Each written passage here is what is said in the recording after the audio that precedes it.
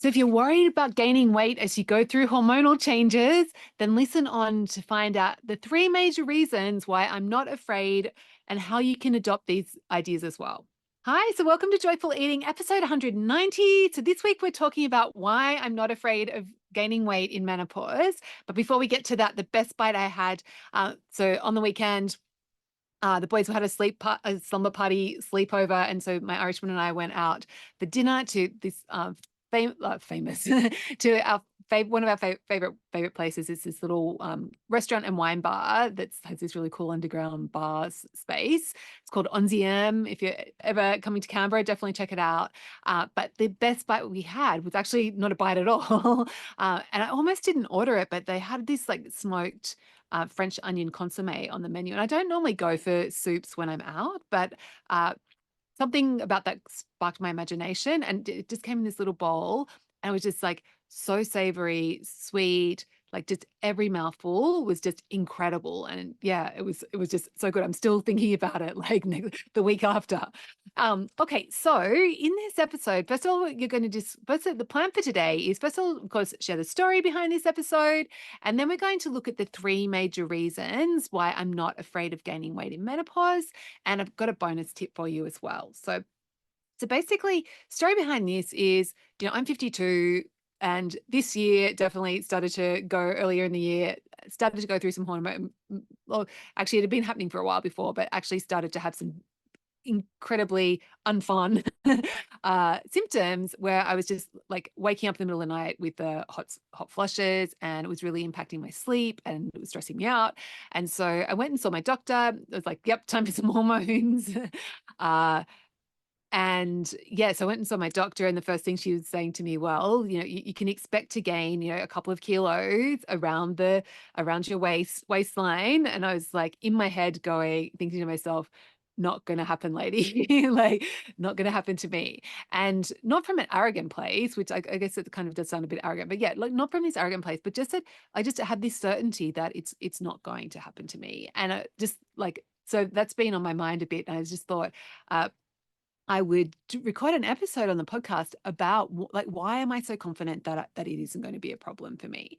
And yeah, so let's dive in and talk about the three major reasons why I'm not afraid. Like, I'm not buying into my doctor's prescription that it's like I'm going to gain this weight.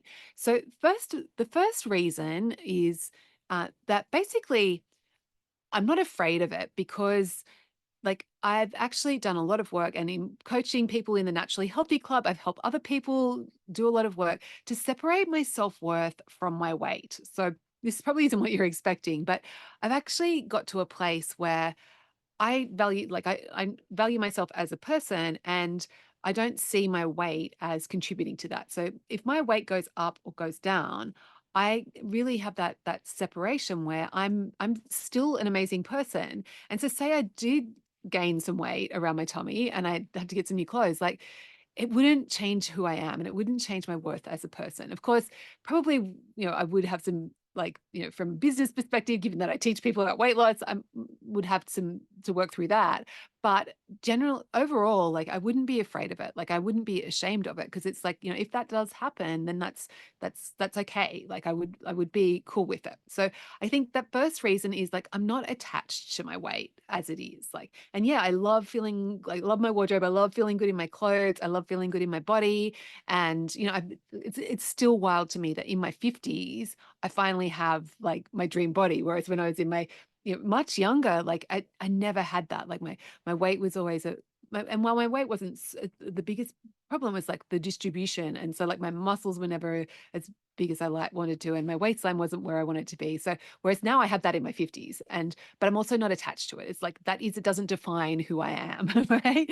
So I think that's the first thing is just working on making peace with like and accepting yourself where you are, and also having that separation between self-worth, your value as a person is completely separate from the number on the scale or like the size of your body. And I think it's an incredibly freeing place to be when you're not attached to that.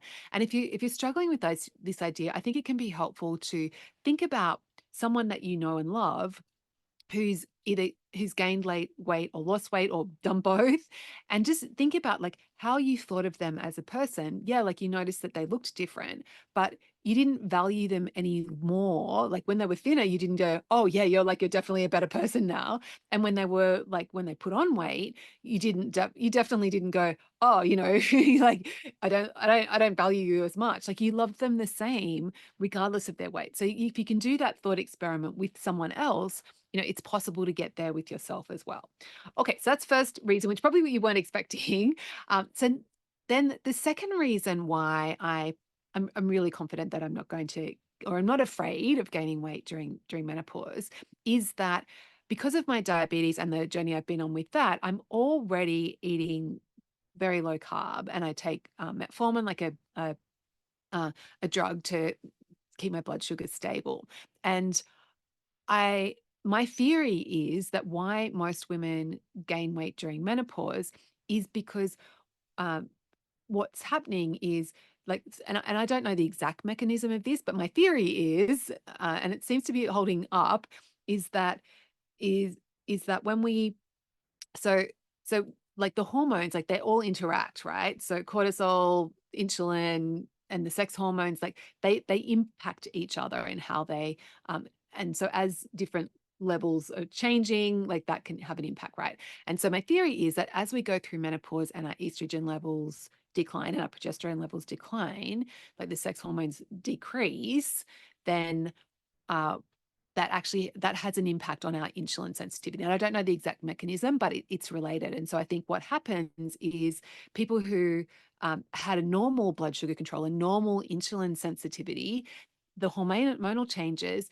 change that so that then their insulin sensitivity isn't as good. So then they're not able to tolerate carbohydrate as much as they did before. But if you just keep eating the same types of food and keep eating the same amounts of carbohydrate, because your insulin sensitivity is different, it results in weight gain. Whereas before you went through the hormonal changes, you were able to tolerate that amount of carbohydrate. Once you in this like menopausal stage, that changes. And so if you keep eating the same amount of carbs, then that's going to result in weight gain. And so because I've already made that change where I'm eating low carb, so I'm not relying. And I've got this drug as well that's helping me. So I manage that insulin sensitivity through my diet and through having that drug. So now even if my insulin sensitivity isn't great to begin with, if it does get worse, because I'm not eating carbohydrate, it doesn't really much carbohydrate, it doesn't really matter. And I've got the drug helping me. Like, so I'm going to be like, it's not going to cause that problem because I've already addressed that issue. Um, and yeah, so that's reason number two is that I'm already eating low carb so that it changes in my insulin sensitivity aren't a problem. They're not going to result in weight gain, right?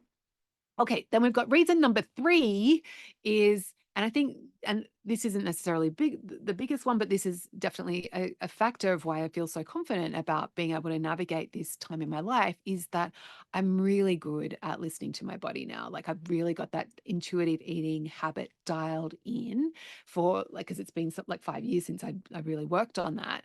And so I don't expect my appetite to be the same. Like, so I'm really good at like just listening to my body. And so if I have a meal and I'm like, I feel that like I'm still satisfied after, a couple of bites, then I will like leave the rest behind and save it for another meal.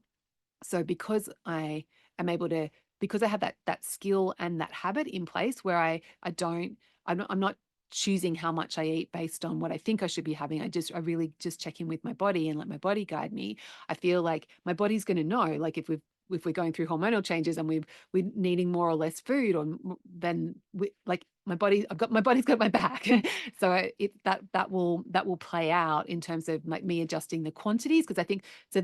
The two major causes of weight gain through menopause is changing your insulin sensitivity and not adjusting your diet accordingly, so keeping your carbohydrates the same. And then the second one is just eating too much food. And like as we age, as well as going through hormonal changes, like the amount of food that we need decreases, and like that's known for whatever reason. And so because I'm listening to my body, I'm going to be able to navigate that without feeling deprived or like I'm missing out or anything. Like it's just going to be an easy transition. So that's it. That's my three reasons why I'm not afraid of gaining weight in menopause.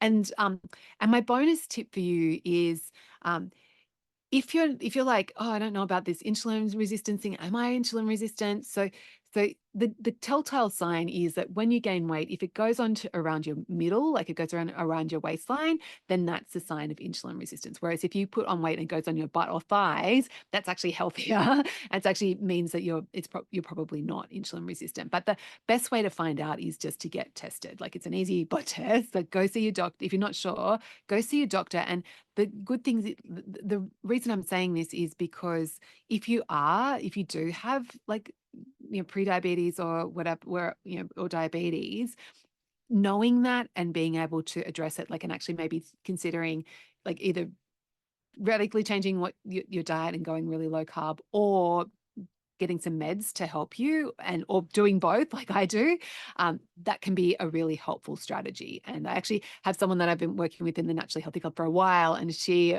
recently, after me suggesting many, many times that, hey, maybe you might want to get this checked out, finally got checked out, and she actually does have diabetes. And so she's like, all right, okay, right, good, now that I know that. And so she's started taking metformin, like a drug, to help, and she's really looking at her a carbohydrate intake just to help her through that. So I thought I would throw that in as a bonus tip. So yes, so my invitation before we wrap up for you is that, like, if you'd like some support, like learning to change your relationship with this scale and changing your how you see yourself, and unlinking that self-worth to your weight. And if you'd like to learn this skill of listening to your body, then I'd love you to join me in the Naturally Healthy Club. So Naturally Healthy Club is my 6-month coaching group, which gives you a simple, doable, proven process. I've been running it for like over 4 years now, or for 4 years.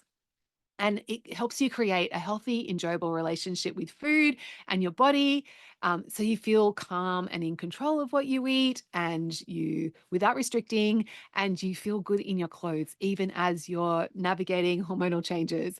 So we enroll twice a year, and we usually sell out. So make sure you get on the wait list. Either just Google stone soup to find my blog. So stone as in bowl, no, rock, soup as in a bowl of, and click on the Naturally Healthy Club tab and just enter your details there so you can find out when applications open next. Or you can just see the link in the show notes, that might be easier as well. Okay, have a fantastic week, and I will catch you next week.